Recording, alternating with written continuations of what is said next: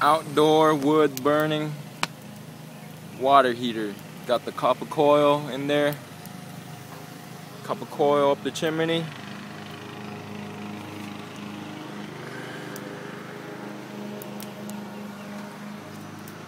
Got a little pump pumping water, 633 gallons per hour. Got hot water coming out at the end. It should take about an hour to get the hot tub nice and hot.